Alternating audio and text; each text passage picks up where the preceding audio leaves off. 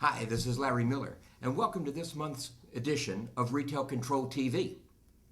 As most of you know, we're here for one reason. We train managers to run more profitable stores. I'm going to give you many tips and tactics, and I'm going to even give you very specific ways to cut your shrink and optimize your profit.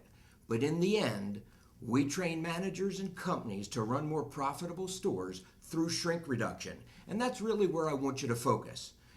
Each month, we give you tips and tactics on exactly what to do in different parts of your stores in order to run those more profitable stores, whether it deals with hiring and training, perishables, grocery, backdoor receiving, or cashier theft control, which most of you know is my specialty.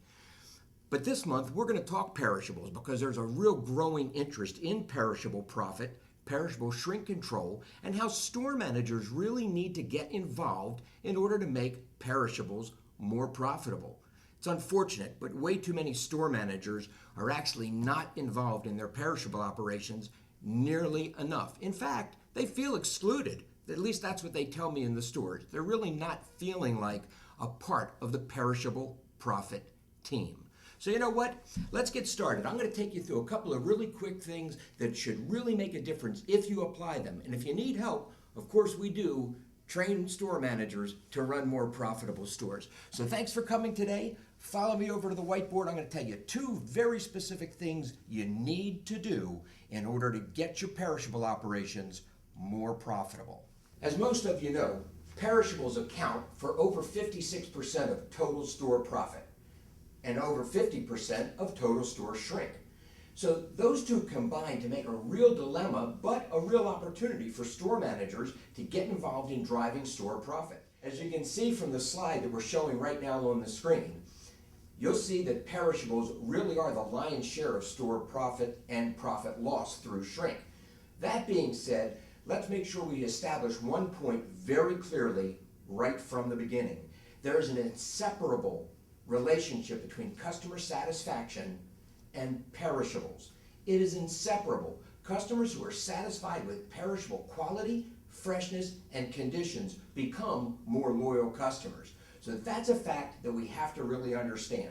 One of the things that's really important to understand is that most of perishable profit can be controlled if managers understand some very simple operating disciplines, supervise and manage to them every single day, and understand the goal of ordering as it relates to rack conditions, space allocations, cooler rotation, and receiving. A lot of perishable profit begins with ordering. That said, let's move on to the two goals or rules for ordering. Perishable rule number one or goal number one. We always want a fresh and full display rack at the time of delivery with an empty cooler. That's your ideal, a fresh, full rack with an empty cooler as you're getting your new delivery. So that is rule or guideline number one. Your ordering system is the crux of how you're going to accomplish that goal.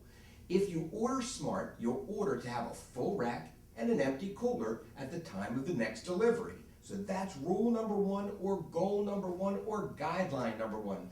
Call it what you will, but ordering begins the process. We teach this in our 4-hour store manager training seminar along with the other 7 control points. But rule number 2 is equally important. Rule number 2, goal number 2, we have to manage and order to follow the rule of 3. The rule of 3 says no perishable product should be in your store for more than 3 days. We order for optimal turnover. I was taught back in 1969 that the way you make money in perishables is to sell them fast. Full, fresh racks, but sell what you order and sell it quickly. No perishable product should be in your store more than 3 days. We have to avoid the situation where store managers allow department managers to order something that's discounted today on special at a better cost just so that they think they're going to make more profit. They really don't make more profit because in the cooler, that product shrinks.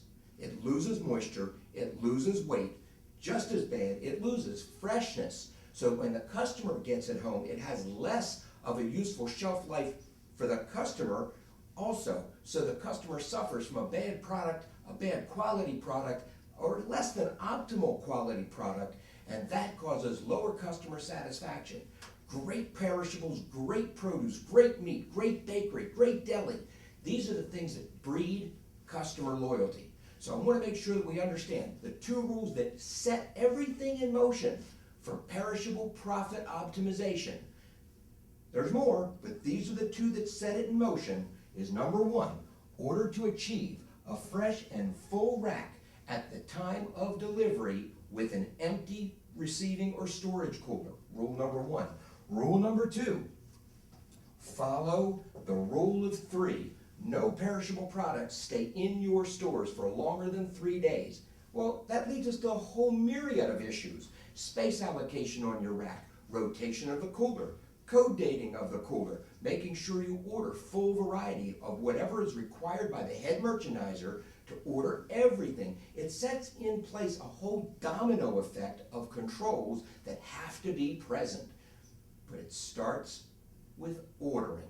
So your number one message for today in perishables is let's teach our store managers how to supervise coolers, racks, rotation, code dating so that they have a sense of whether or not they have ordering control. All the other controls are in place to offset an improper or inefficient ordering system. Hey, I hope that this message today on ordering in perishables sets the tone and sets the course for your perishable improvement when it comes to shrink prevention.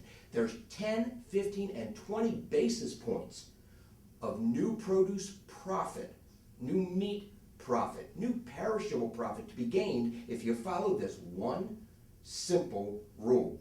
Have a great day. As always, you can reach me, Larry Miller, at larry@retailcontrol.com, or you can call me at 602-448-8500 if you have any questions or if you're interested in an in-house training session for your managers. This month we talked about perishables. Next month we're going to talk about loss prevention leadership, setting a culture that transcends loss prevention into great operations management where loss prevention is part of the business, not an event-driven happenstance. So have a great day, go make some money, and I'll see you real soon on the next edition of Retail Control TV.